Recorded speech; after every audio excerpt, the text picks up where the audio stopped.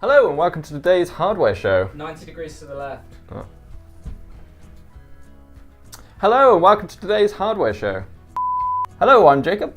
Oh, and I'm Dave.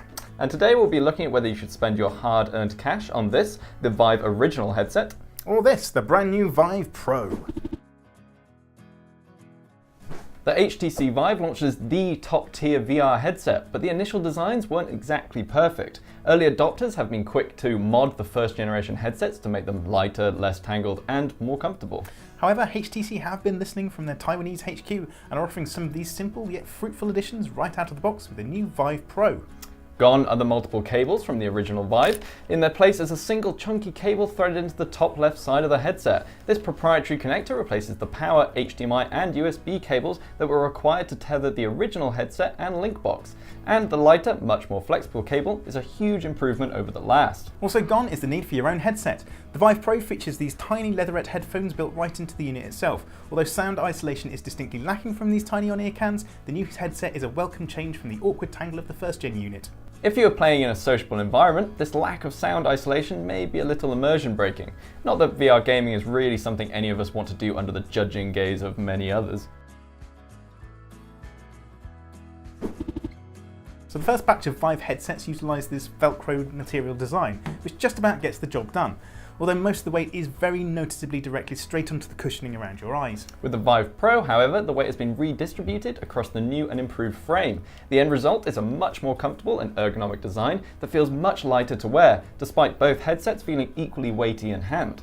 There's a new chunky brace at the rear of the head support, and the headset size can be adjusted much easier on the fly thanks to the addition of an adjustment wheel. There's also easy access to the eye depth adjustment through a button on the front of the unit and a redesigned nose rest as well, or a little bit of that plastic that blocks the light coming from underneath your schnoz too. While far more comfortable over long VR sessions than its predecessor, the Vive Pro still features the same padding around the eyes. While it features way more of this padding around the entire frame than previous models, which is fantastic in itself, this material is awfully sweaty and you might want to carry a few spare face cushions around with you if playing with friends. Unless you're like your really close friends. Yeah, and you like that sweat all over your face. Likely the biggest selling point of the Vive Pro is the use of a high-resolution Amoled display. The resolution has been bumped up from 1080 by 1200 per eye with the original Vive to 1440 by 1600 per eye on the Vive Pro. That's more than 2 million more pixels overall in the Vive Pro than the older model. The refresh rate and field of view, however, remain the same at 90 Hz and 110 degrees respectively. This resolution bump does improve the visual experience, but also removes some of the eye strain that was part and parcel of the early VR systems. The improved resolution is particularly visible when it comes to reading text or navigating an in-game UI. The fudgy edges are largely gone, and this drastically improves the reading experience. And this lends to much cleaner visuals and prevents unnecessary squinting in the box. The screen door effect has been reduced too. Awkward boxing around pixels is no longer as discernible as it was with early models, and this results in a much more comfortable experience on the eyes and a crisper game world. That unmatched top-tier performance, however, does come at a cost. While HTC and Oculus both remained quiet on the new technology front last year, they were involved in a pretty considerable price war. Yeah, the Oculus kicked it all off with a huge price reductions to the cost of their Rift, with HTC following it later on in the year with a similar reductions in the price for their Vive. While VR is still a very expensive hobby, its VR equipment has never been so affordable. Of course, buying a graphics card to run VR may prove tricky right now, but moving on. Yeah, the Vive Pro starts live at $799 or £799 for the headset alone. If you don't already own the base stations or controllers from the original Vive, you are looking at an extra $530 or £480. At least for the time being, and surely indefinitely, HTC will cut you a deal on the accessory starter pack for just $299 or £249.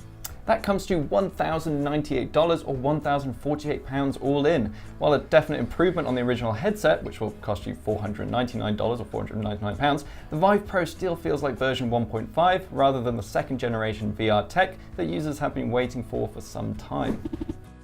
Those early adopters of the initial Vive headset with a passion for VR will be overjoyed at the experience on offer with the Vive Pro.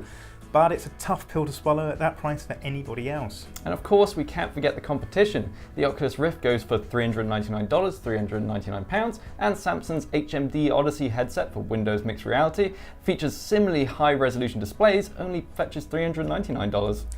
So, should you pick up the Vive Pro over the original Vive?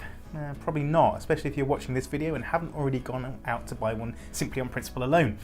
The original Vive is still a top-tier headset, as are many of the other headsets on offer from the competition, and the Vive Pro has simply outpriced itself from 99% of the prospective audience. The Vive Pro is more ergonomic, higher quality, less strenuous, and the lighter cable minimises the restricted feeling of a tether. However, you could opt for the original headset, purchase a swathe of enhancements for comfort, and add any of the available wireless adapters on the market for a truly untethered experience.